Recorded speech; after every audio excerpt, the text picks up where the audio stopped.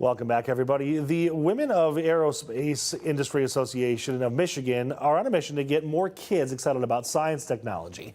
They're doing it through something called the Michigan Youth Future Flight Challenge. It is a 4-week competition where students in grades 4 through 8 create sustainable flight solutions to real-world problems. This is a hands-on, creative, collaborative opportunity, building confidence and probably interest in some STEM opportunities. Joining us this morning is Lisa Barron to talk about why the program is such a cool opportunity for young kids. First of all, it used to be a program that was geared towards girls because you were trying to get girls interested. Now you said, all the kids. Oh yeah, we need all the kids, as many as we can, involved in the aerospace industry. You know, it's just exploding right now. Right. Airbus and Boeing has 20 to 30-year backlog alone for commercial aircraft. So, and in Michigan, it's a growing industry because, you know, Michigan's aerospace industry saved the world in World War II, right? And it's been growing ever since. Right. And our company, Barron Industries, is an example of that. It was started, a family-run company started 100 years ago in Detroit, serving mostly the automotive industry.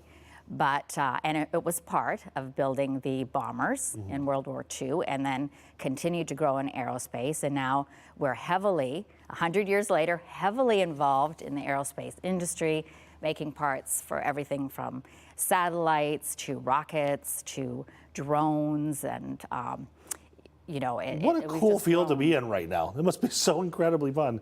Okay, so let's talk about the challenge here. This is going to sound crass, but I don't understand it. So what are you asking the kids to do? Very good. Yeah, it's, well, and these are elementary school students in grades 4 through 8. And what they're going to do is work in teams of 2 to 6, and they're going to design an aerospace solution. So a solution that flies. Okay. And so do you give them a problem and they have to come up with a solution? We give them 3 challenge statements, 3 that they can choose from. Okay. They're not specific, but they involve, you know, various problems that we're going to have either on Earth or in space, and they have to come up with a solution. And we want to engage students not only interested in STEM, but also interested in other things like art. We give them a rubric, which gives them the steps of what they have to do and how they get points in the competition. Now, the competition starts next week, right? The competition starts tomorrow. Oh, it's tomorrow. The kickoff is tomorrow. Okay, but it's virtual, like it's all over the States. So they can still sign up, and they should, because there's great prizes, up to $1,000. Right. They can use that either in Barnes & Noble certificates or even to attend STEM camps. Oh, how fun would that be? Of their choice. Okay, so give me some examples of solutions that students in the past have come up with. Oh, okay. Last year, the winner, the Flying 5, designed an echo drone. And what it did was it scanned forests for fires and then alerted the fire stations if there was any kind of problem. Do these actually work? Well, they're prototypes. They're prototypes. They're prototypes. Yeah. Yeah, but they're on a path to being something, not just about. Yeah, well, they have to, you know, part of this is, yes, they're engaged in STEM activities by designing it and coming up with the science of solving the problem, but they also have to develop a business plan. Right. They have to come up with financing. And have to market it. Market it. Yeah, some of the students make commercials. So it involves all subjects. So, okay, so if there's a student or even a teacher that says, this is a great idea, or I want to get involved, what's the best way? How do they do it? So I see you have our flyer up. We sure do. And there is a code there that they can scan and you can sign up. You can also go to aiamnow.com.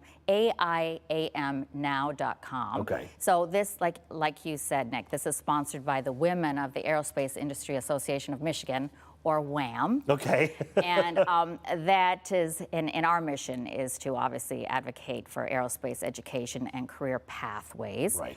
But the Aerospace Industry Association of Michigan, we're part of Aerospace Industry Association of Michigan, and that is a member-supported group to support the aerospace industry, and it does that by basically developing the talent pipeline in Michigan, which we need, and also by supporting aerospace companies or companies that want to get into aerospace. Right. So it's kind of a selfish need here because you're also kind of grooming some young talent for yourselves eventually. Well, yeah, the students in middle school, when you think of it, Yeah. they're our workforce in 10 years. Right.